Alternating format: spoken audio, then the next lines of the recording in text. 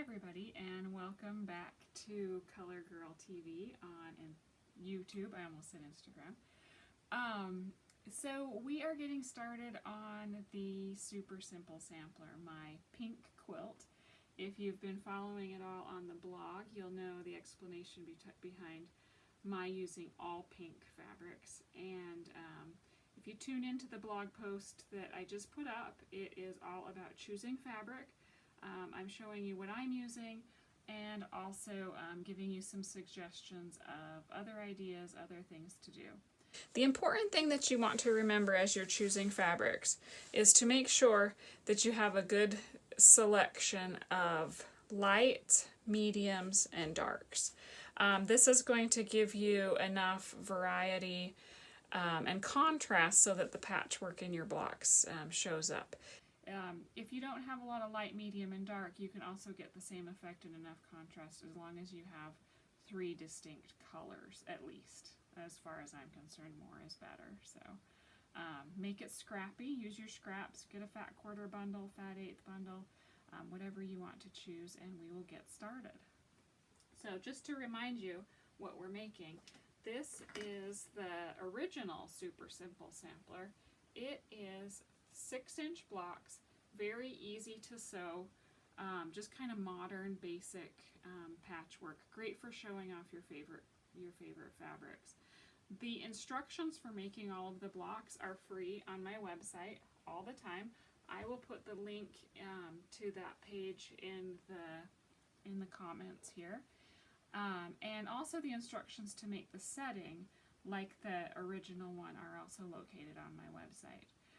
For this one, for my pink one, I'm going to make a little bit smaller version. I'm going to make 40 blocks. So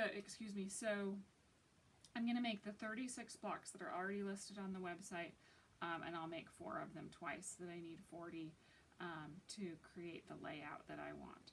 And then I'm going to alternate them with pink and white hourglass blocks. So if you want more of an explanation and fabric requirements and ideas for fabric, visit the link in the comments to read my blog post about fabric. Today I'm going to show you how to do 3 really easy blocks and a technique for making them go a little bit faster. So first of all, we have block number 23. And for block number 23, all we need are 2 2.5 by 3.5 inch rectangles of one fabric. And again, you can mix these up as much as you want. You can use different fabrics then. You can use 2 different fabrics for this one. You can use more of the same.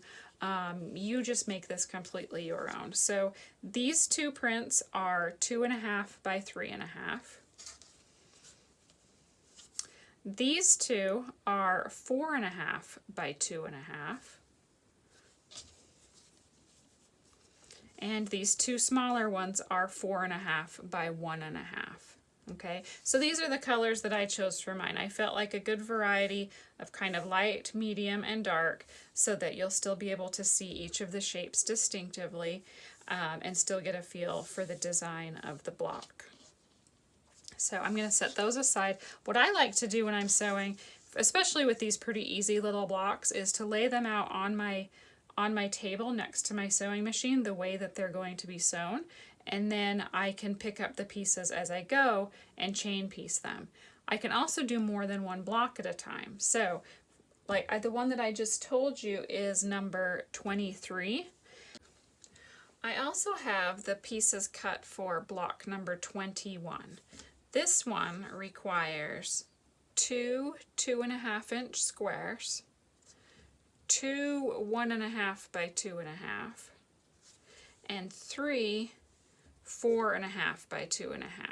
And I chose to use these these darker kind of magenta pinks and a little light sweet floral for what I consider kind of the background pieces. And again, you can mix these up as much as you want. You can do them all the same like mine, or you can do them all different depending on what you prefer and how much fabric that you have for each piece.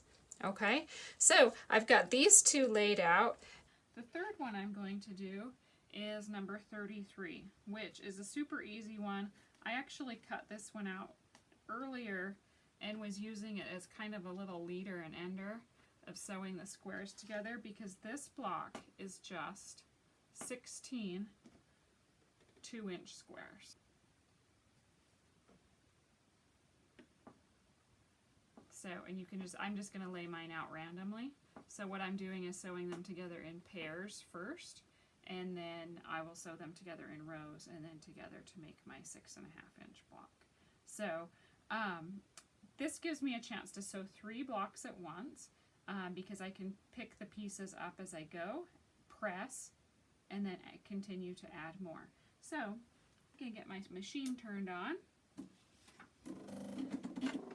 If you're going to devote some time to sewing blocks, go ahead and go through the page and find the ones that are fairly basic, consisting of things like rectangles and squares, and cut several of them out and lay them on your sewing table the way that they need to be sewn, and that way you can pick them up, sew a bunch in a row that you quickly press them, and then continue sewing, and before you know it, you'll have several blocks done at the same time. So let's get to it. I'm going to do the first seams. So for example, on block number 20, or excuse me, this is 21, I'm going to start out by sewing 1 seam in each row.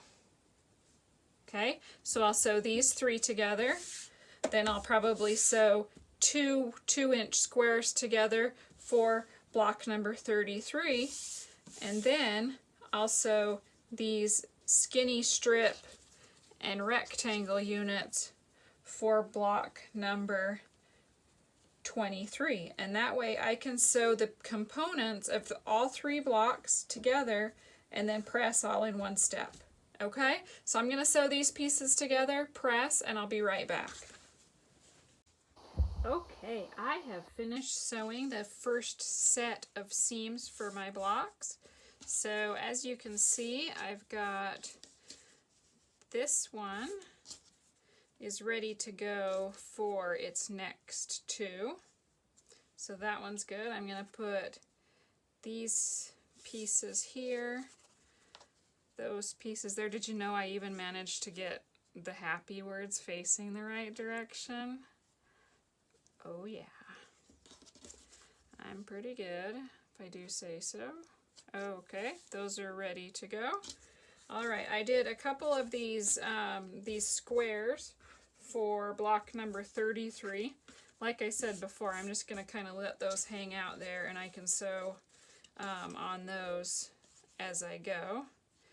And then block number 21 is ready to sew into rows. So the reason that I was able to sew both of these pieces in the same chain is that I did this one first, and then I sewed this one and this one. Then I cut this piece off the back end of my chain and sewed the second one, and then I sewed these and some of the squares. So that's how I can sew a whole bunch at once, cut them off, cut them apart, and then press them all and go back and sew again. This is going to make your process a lot faster, and you can sew more than one block at a time. So let's get these pieces sewn, pressed, and I will finish up these blocks. Okay, I am back with finished blocks numbers 21 and 23. These are the first ones for our super simple sampler set. I hope that you have enjoyed sewing these with me. I hope that you'll give a try the chain piecing like I showed you, where you cut several simple blocks out at once, lay them out, and then sew the pieces together all at once, then press all at once, and then sew some more. It's going to speed up your process a lot and give you a chance to sew several blocks at once. So knock out some of these easy ones right away.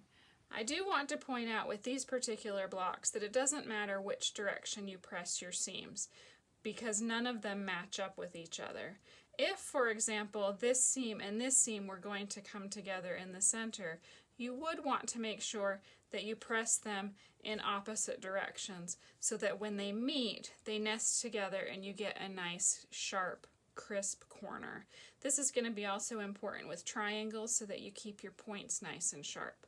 So as you're sewing along on some of these blocks, make sure you're paying attention and planning ahead when it comes to your pressing, because you're going to want to press in opposite directions where your seams are going to come together. That'll give you nice, neat blocks, a little bit flatter, a little bit smoother, and prettier results in the end. So, okay, we have 2 blocks done. And another one started with all of our little 16 2-inch squares. So we are well on our way. Next time we will do something with triangles. Okay, see you later.